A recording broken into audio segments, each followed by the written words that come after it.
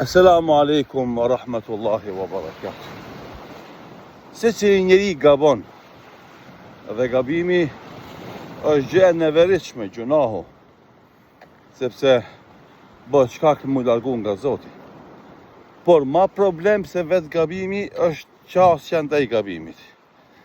Çka bëjmë na pas gabimit? I kemi dy shembuj. Shembullin e babës së njerëzimit, Ademit a.s. dhe shembullin e armikut të njerëzimit, Iblisin alayhi lanatullah. Kur Ademi a.s. gaboj, e përmend Allahu i Madhëshëm Kur'an dhe tha: "Qala rabbana ighfir lana dhunubana." O Zot, inna zalamna anfusana wa in lam taghfir lana wa tarhamna lanakunanna min khasirin. O Zot, nëse nuk na e fal ti neve, e nuk na mëshiron, ne do jemi humbësit e mëdhej.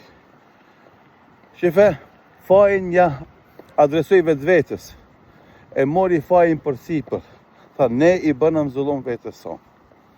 Nuk e fajsoj Zotin, e fajsoj vetën dhe kërkoj falje të Zotit. Kurse shifne Iblisin, armiku njerëzimit, ai u tregu mendje madh, arrogant, refuzoi, kundërshtoi urdhën e Zotit. Çka tha? Ai vend se ta fajsojnë vetën, e fajsoi Zotin. Dhe tha: "Bima aghwaytani la aqudanna lahum sirataka al-mustaqim."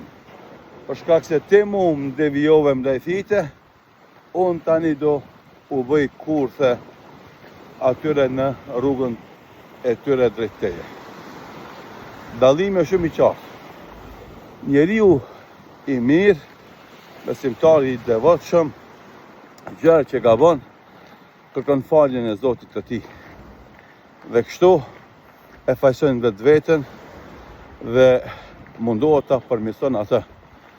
Kurse Iblisi mallkuar, ai që nga momenti i parë tregoi arrogancë, mendje madhësi, e përsi, dhe asgjë nuk e fajsoi veten e tij, por e fajsoi ke Zotin e Madhërisht. Edhe unë edhe te kemi mundësi me zgjedh. O do jemi si baba i njerëzimit Ademi a.s. që çdo herë kur gabojmë do e fajsojmë veten dhe kërkojmë falje nga Zoti, apo do identifikohemi me armikun e njerëzimit, armikun tem edhe tonin, Iblisin e mallkuar, edhe do e fajsojmë Zotin për këtë atë që na ka ndodhur neve, e asnjë nuk do e fajsojmë vetën. Andaj këto dallime duhet të kemi parasysh, edhe këto qasje të kemi para vetes kur ne gabojmë, a jemi njerëz që shpesh gabojmë.